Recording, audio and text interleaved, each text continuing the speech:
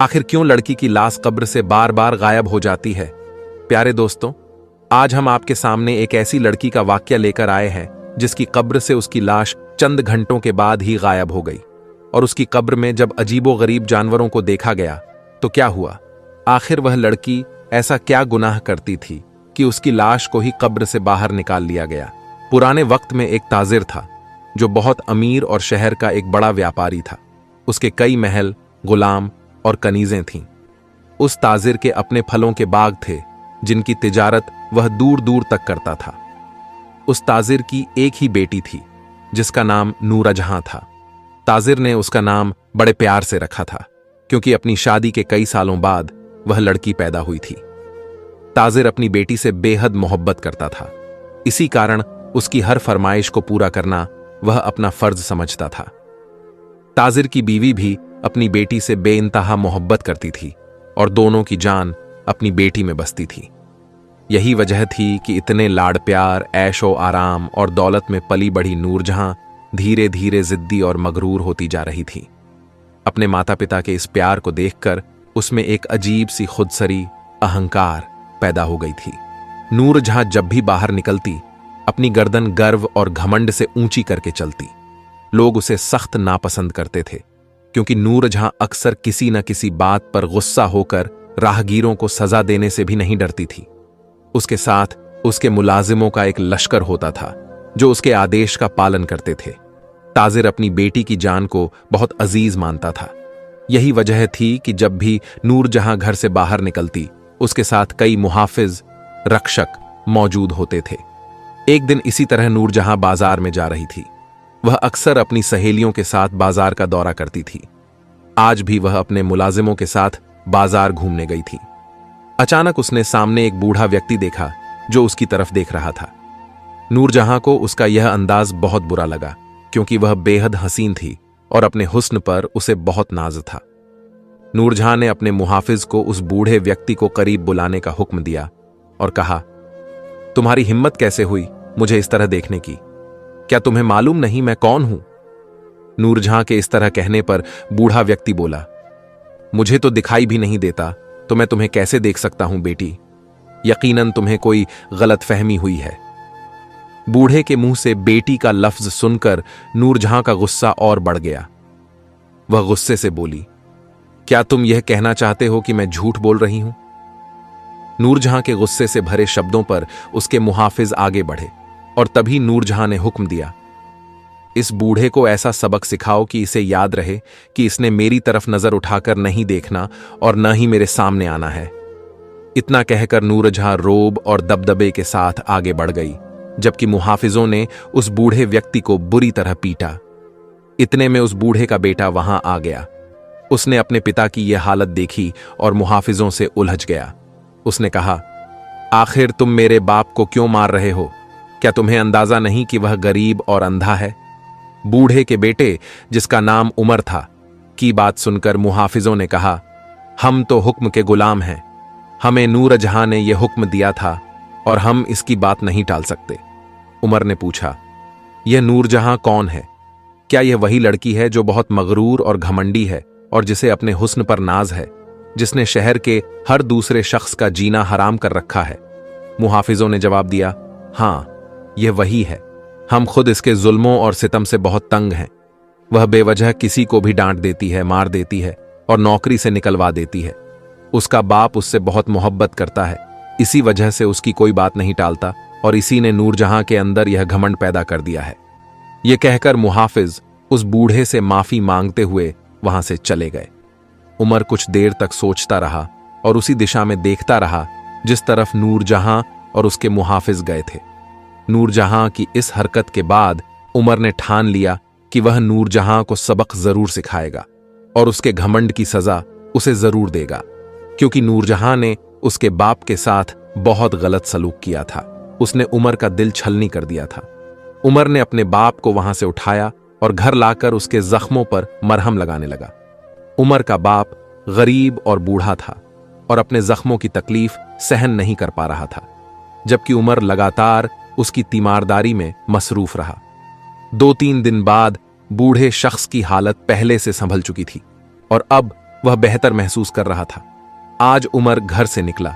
उसने सोच रखा था कि नूरजहां के साथ उसे क्या करना है। उमर अपने घर से निकलकर सीधा नूरजहां के महलनुमा घर में जा पहुंचा। उस वक्त शाम का अंधेरा फैलना शुरू हो चुका था और महल में कहीं कहीं मशालें जल रही थीं। उमर इधर उधर देखता हुआ सीधा नूरजहां के कमरे की तरफ बढ़ गया। उस कमरे में जरूरत की हर चीज मौजूद थी और ऐसी शानो शौकत और कीमती नायाब चीजें वहां थीं जिन्हें देखकर उमर हैरान रह गया। उस वक्त नूरजहां अपने बिस्तर पर आराम कर रही थी, लेकिन वह अभी जाग रही थी। उमर पर्दे के पीछे छिपकर उसे देखने लगा। नूरजहां ने गुलाबी रंग का लिबास पहन रखा था और वह बेहद खूबसूरत लग रही थी। उमर उसे देखता ही रह गया, लेकिन फिर जब उसे अपना मकसद याद आया तो वह आगे बढ़ा। तभी अचानक नूरजहां को एक सांप ने काट लिया। उमर ने यह सब देखा और वहां से निकल गया। नूरजहां के घर से निकलने के बाद उमर यूं ही बेमकसद सड़कों पर घूमता रहा और फिर रात को अपने घर लौट आया, जहां उसका बूढ़ा बाप उसका इंतजार कर रहा था। बाप ने फिक्र से पूछा, तुम कहां चले गए थे? तुम्हें पता भी है मैं तुम्हारी फिक्र करता हूं। अपने बूढ़े बाप की यह बात सुनकर उमर शर्मिंदा हो गया और कहने लगा, बाबा जान, बस यूं ही शहर में घूम रहा था। माफी चाहता हूं, आइंदा ख्याल रखूंगा। उमर की अदब से बात करने पर उसके बाप ने सिर हिलाकर उसकी बात मान ली और उमर अपने कमरे में चला गया। अगले दिन पूरा शहर एक नई कयामत का गवाह बना। बूढ़े ताजिर और उसकी बीवी को पता चला कि नूरजहां अपने बिस्तर पर मरी हुई पाई गई। नूरजहां की खास मुलाजिम ने यह खबर ताजिर को दी और यह सुनकर ताजिर जोर जोर से रोने लगा और अपना सिर दीवार पर मारने लगा। अपनी बेटी की मौत की खबर सुनकर ताजिर और उसकी बीवी गहरे गम में डूब गए। वे दोनों रोते रोते नूरजहां के कमरे की तरफ भागे, जहां बिस्तर पर नूरजहां की लाश पड़ी हुई थी। उसके जिस्म का सारा खून नीला पड़ चुका था और वह बेहोश और बेजान बिस्तर पर पड़ी थी। ताजिर ने शहर के बड़े बड़े हकीमों और तबीबों को बुलवाकर नूरजहां का मुआयना करवाया, लेकिन सच यही था कि नूरजहां इस दुनिया से रुखसत हो चुकी थी। ताजिर और उसकी बीवी इस सच्चाई को बर्दाश्त नहीं कर पा रहे थे। ताजिर के घर में मातम छा गया था और मौत के बाद जो सन्नाटा होता है वह पूरे घर में फैल गया था। ताजिर और उसकी बीवी गम में डूब गए थे। ताजिर ने अपनी बेटी को अगले ही दिन शहर के सबसे बड़े और महंगे कब्रिस्तान में दफन कर दिया।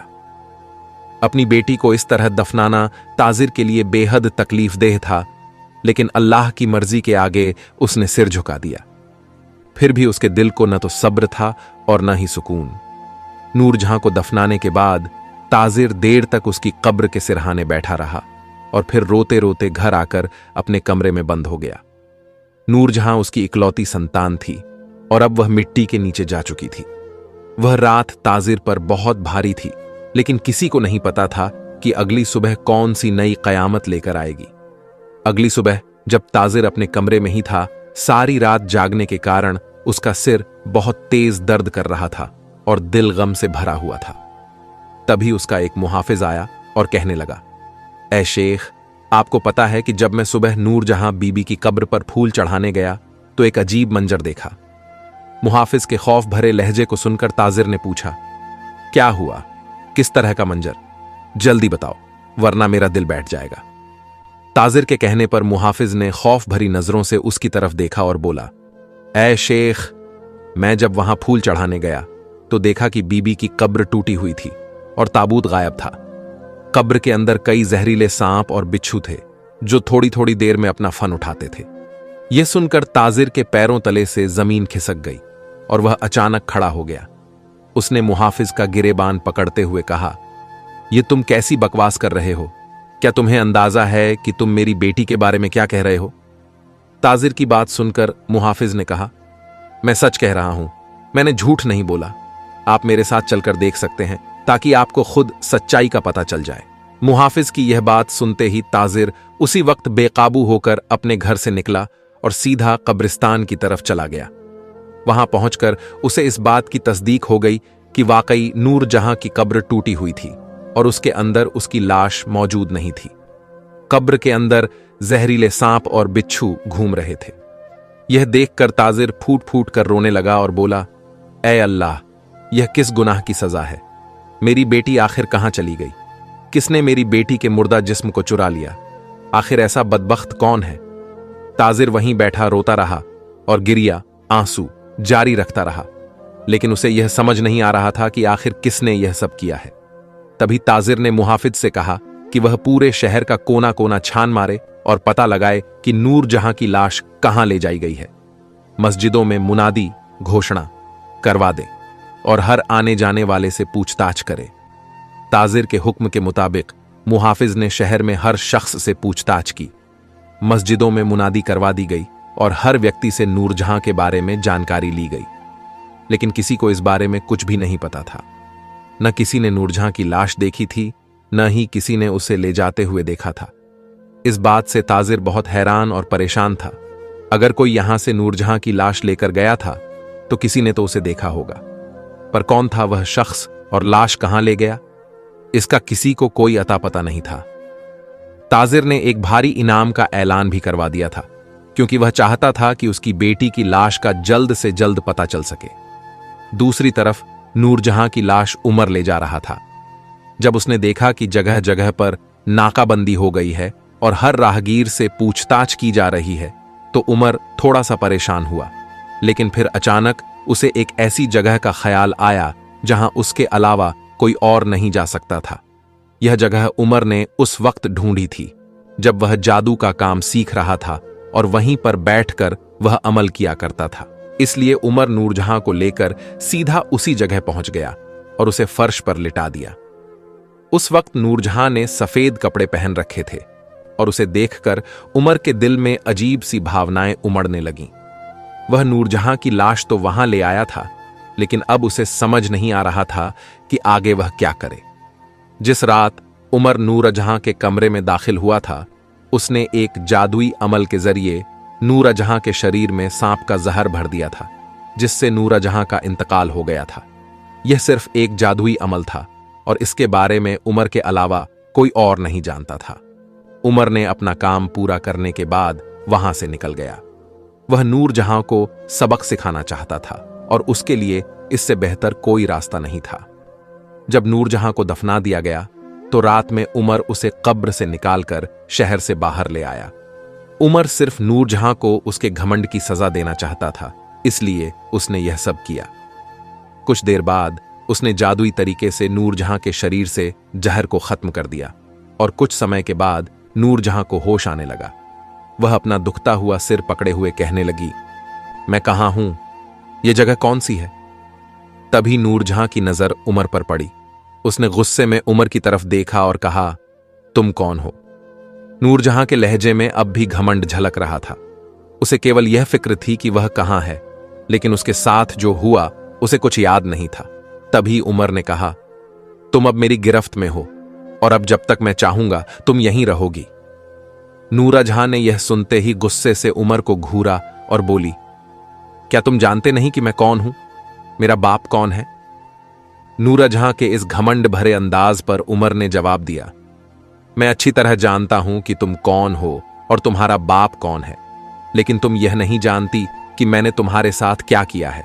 तुम्हारे बाप के लिए अब तुम एक लाश हो, जिसकी तलाश में वह पूरे शहर में पागल हुआ घूम रहा है। उमर की यह बात सुनकर नूरजहां के पैरों तले जमीन खिसक गई। वह बोली, तुम यह क्या कह रहे हो? यह कैसे मुमकिन है? मैं तो जिंदा हूं, फिर मेरा बाप मुझे मरा हुआ कैसे मान सकता है? नूरजहां की बात सुनकर उमर हंस पड़ा और कहने लगा, तुम्हारा तो 2 दिन पहले ही इंतकाल हो चुका था। मैंने तुम्हें मार दिया था और फिर तुम्हारी लाश को कब्र से निकालकर यहां ले आया हूं। यह सब कुछ एक जादुई अमल के जरिए मुमकिन हुआ। तुम नहीं जानती कि मैंने तुम्हें जादुई जहर के असर से कैसे मार दिया और फिर तुम्हारी लाश को यहां लेकर आया। अब मैंने तुम्हें दोबारा से जिंदा कर दिया है। उमर की यह बात सुनकर नूरजहां हैरानी से उसकी तरफ देखती रही और बोली, तुम ऐसा नहीं कर सकते। मैं कैसे मर सकती हूं? मैं तो अभी जवान हूं और जिंदा रहना चाहती हूं।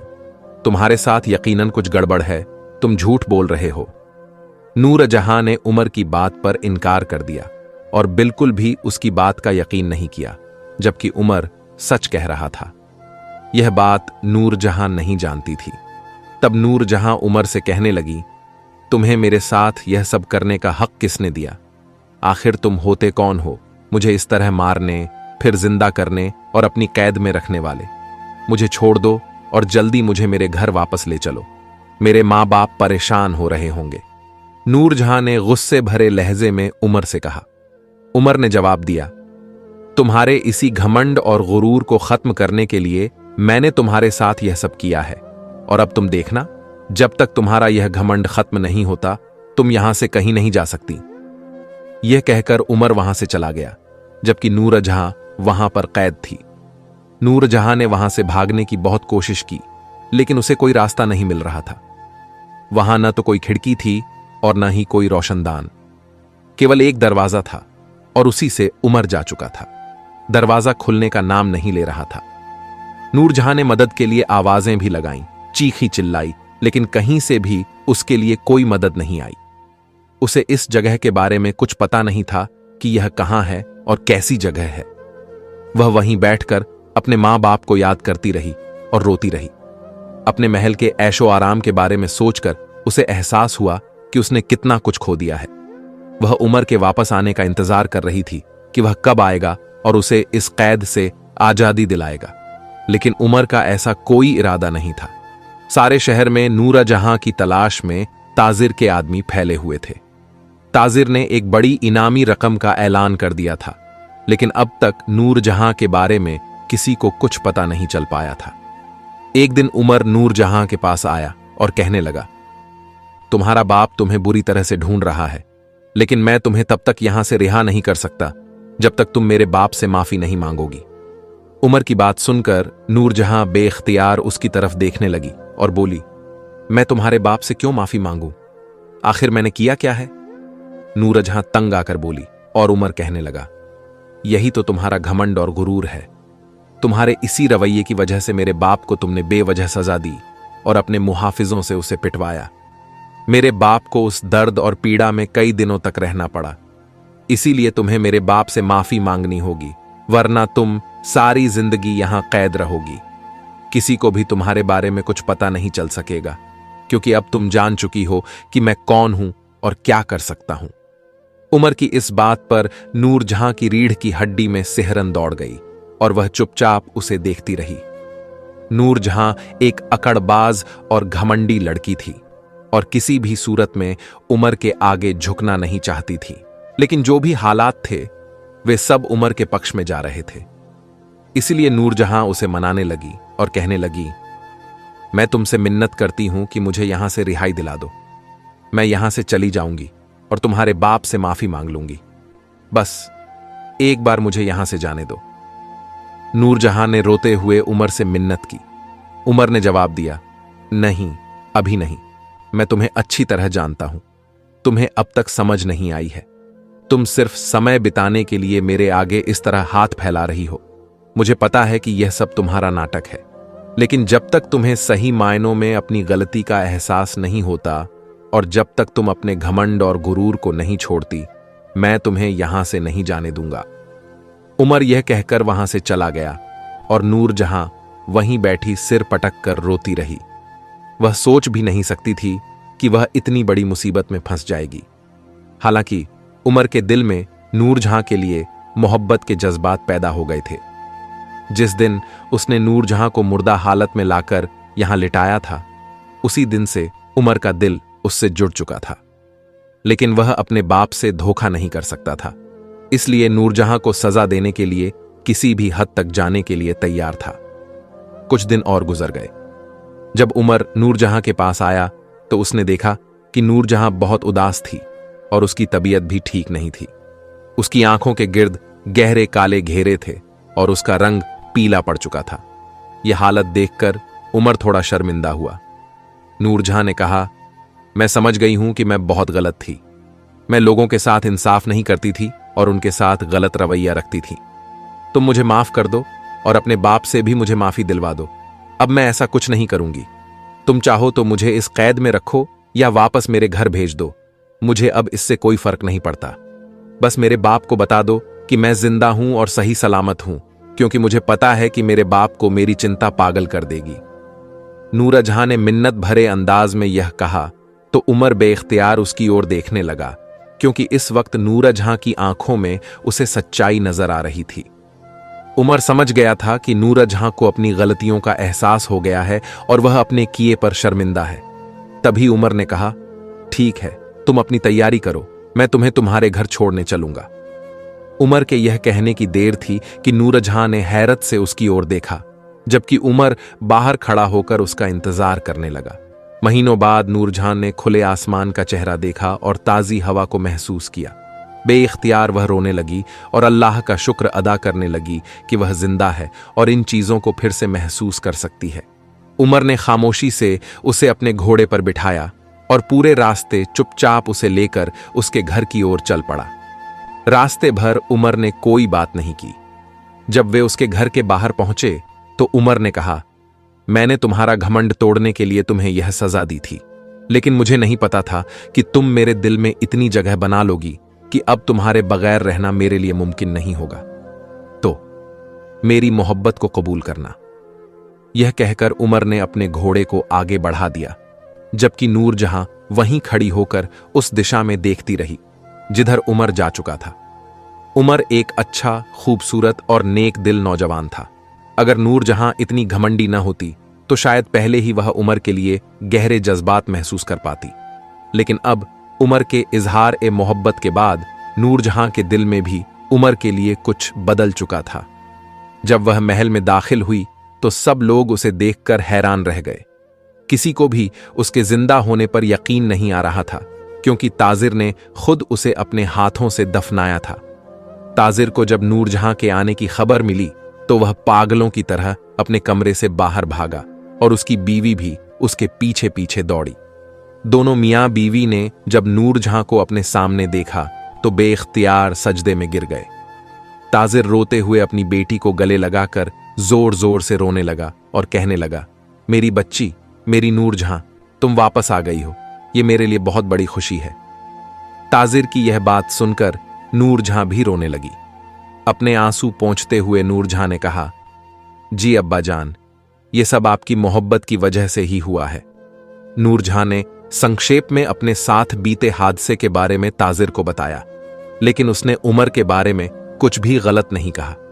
अब उसके दिल में उमर के लिए गहरे जज्बात पैदा हो चुके थे और उसने ताजिर को यही बताया कि उमर ने उसकी मदद की और उसे ढूंढने में कामयाब हुआ।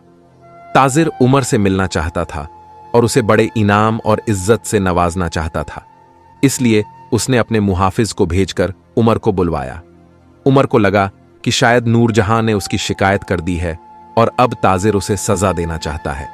लेकिन जब वह ताजिर के घर आया तो ताजिर ने बेइख्तियार उसे गले लगाकर उसका माथा चूमा और कीमती हीरे जवाहरात से उसे नवाजा।